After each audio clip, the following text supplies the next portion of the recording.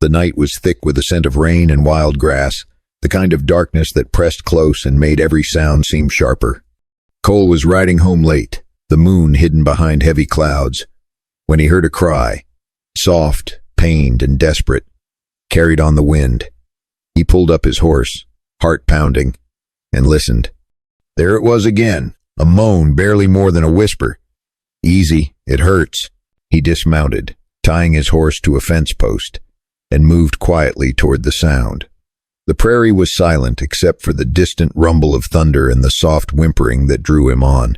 He found her near the old cattle trail, curled in the grass, her dress torn and muddy, her face pale in the faint light. She clutched her side, blood seeping through her fingers, her breath coming in shallow gasps. Cole knelt beside her, his hands gentle. Easy now, he said softly. You're safe. I'm here to help. She looked up at him, her eyes wide with pain and fear. It hurts, she moaned, her voice trembling. Please, make it stop. He saw the wound, a deep gash along her ribs, likely from a fall or a sharp rock.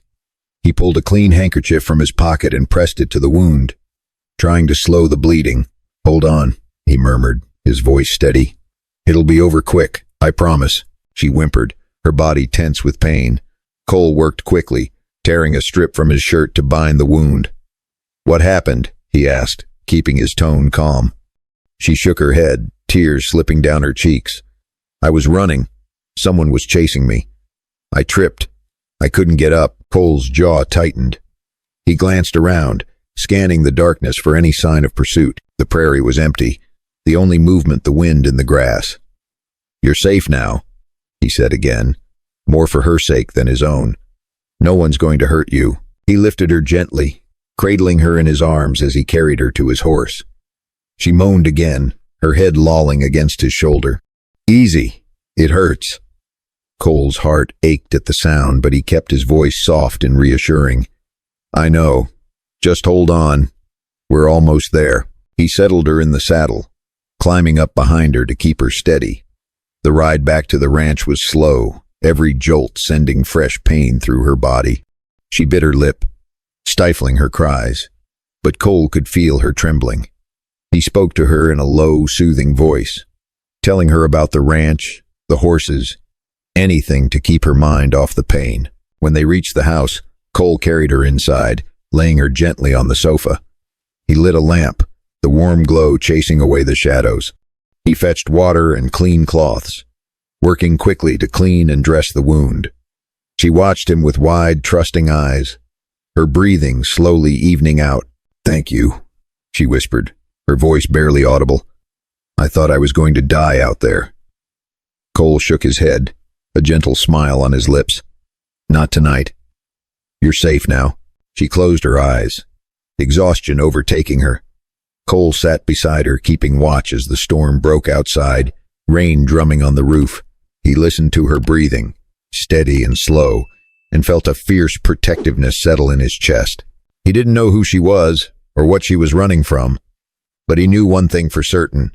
He would do whatever it took to keep her safe. And as the night wore on, Cole realized that sometimes the greatest courage was found in the quiet promise to stay by someone's side, no matter how much it hurt. The storm raged through the night, but inside the ranch house, a fragile peace settled.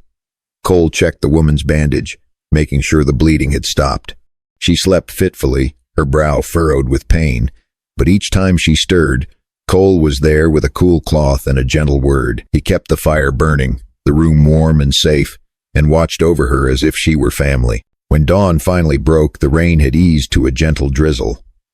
The woman woke with a start, her eyes darting around the unfamiliar room. Cole was quick to reassure her. You're safe, he said softly. You're at my ranch. I found you on the trail last night. She relaxed a little, her hand going to her side. It still hurts, she whispered, but not as bad. Cole poured her a cup of water and helped her sit up. You lost a lot of blood, but the wound's clean. You'll heal if you rest. She nodded, her eyes filling with gratitude. Thank you. I'm sorry for the trouble. Cole shook his head. No trouble at all. I'm just glad I found you in time. She managed a small smile. "My name's Clara. Clara Evans." Cole introduced himself, then asked gently, "Who was chasing you, Clara?" She hesitated, her gaze dropping to her lap. "My stepbrother, Wade. He's always been cruel. But after my father died, he got worse. He wanted the ranch, the money, everything. When I refused to sign over my share, he threatened me. Last night, he tried to force me. I ran. He followed." Cole's jaw tightened. He'd seen men like Wade before, greedy, violent, convinced the world owed them something. "You're safe here," he said again, his voice firm. "Wade won't find you. And if he does, he'll have to go through me." Clara's eyes filled with tears, but she blinked them away. "I don't want to bring you trouble, Cole. I just needed somewhere to hide, just for a night." Cole shook his head. "You're not hiding. You're healing. And you're welcome to stay as long as you need." The day passed quietly. Clara rested, gaining strength with every hour. Cole made her broth and tea, and when she was strong enough, he helped her to the porch to sit in the sundae. She told him about her father's ranch, about the good years before Wade's bitterness took over. Cole listened, offering comfort and understanding, never pressing for more than she wanted to share. By evening, Clara was able to stand on her own. She insisted on helping with supper, chopping vegetables and stirring the pot, her movements slow but determined. Cole watched her, admiration growing with every passing moment.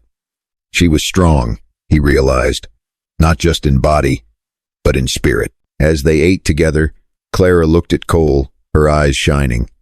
"You saved my life, Cole. I don't know how to thank you." He smiled, a gentle warmth in his eyes.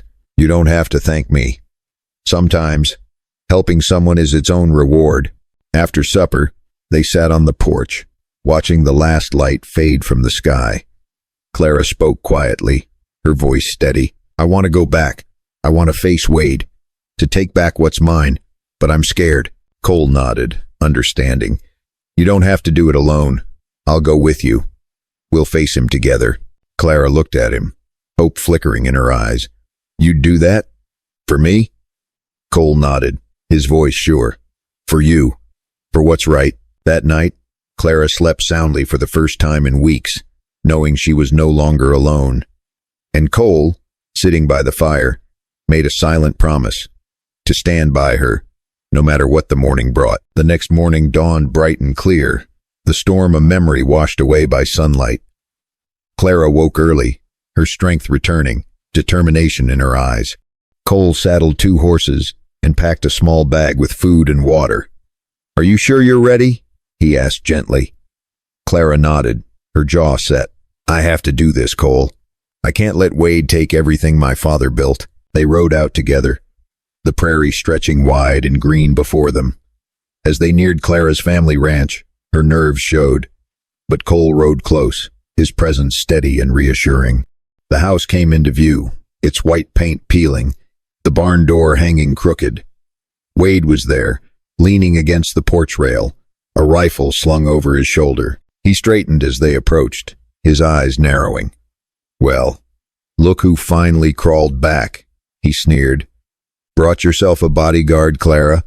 Clara slid off her horse, standing tall despite the pain in her side. "I came for what's mine, Wade. I'm not running anymore." Wade laughed, but there was uncertainty in his eyes. "You got no claim here. You left." Cole dismounted, stepping between them. "She never gave up her rights, and you know it." Wade's face twisted with anger. "This is family business. Stay out of it, rancher." Cole's voice was calm but unyielding, not when family means threats and violence. "Clara's here to claim her share, and I'm here to see it's done fair." Wade's grip tightened on his rifle, but Clara stepped forward, her voice clear and strong. "You can't scare me anymore, Wade. I have the deed, I have the will, and I have someone who believes in me." Wade's bluster faltered. He looked from Clara to Cole, then back again. "You think you can just walk in and take over?" Clara nodded, her eyes never leaving his. "I don't want to fight, Wade. I just want what's right. You can stay, work the land with me, or you can leave, but you won't bully me again." For a long moment, The only sound was the wind in the grass. Then Wade threw his rifle to the ground, cursing under his breath. "Fine, have it your way. But don't expect me to help." He stormed off toward the barn, slamming the door behind him. Hold up before we keep going. If you're enjoying this, hit subscribe and stay tuned. Clara let out a shaky breath, relief and pride mingling in her eyes. Cole put a reassuring hand on her shoulder. "You did it," he said softly. "You stood up to him." She smiled, tears shining in her eyes. "I couldn't have done it without you, Cole." They spent the day putting the ranch in order, mending fences, cleaning the house, making plans for the future. Clara moved through her home with new confidence, her laughter ringing out as she rediscovered the place she'd once loved. Cole worked beside her, content in the knowledge that he'd helped her reclaim not just her land, but her life. As evening fell, they sat on the porch, watching the sun dip below the horizon. Clara turned to Cole, gratitude and something deeper in her gaze. "You stayed when I needed you most. You saw me when I felt invisible. I'll never forget that." Cole smiled, his heart full. Sometimes, all a person needs is someone to believe in them. Someone to say, "It'll be over quick," and mean it. The prairie was quiet, the world at peace. Clara knew there would still be hard days ahead, but she also knew she was no longer alone. With Cole by her side, she could face whatever came next. Stronger, braver, and finally free. And as the stars blinked awake above the ranch, Cole realized that sometimes the greatest gift you could give was to stand with someone through the pain, to promise it would pass, and to help them find their way home.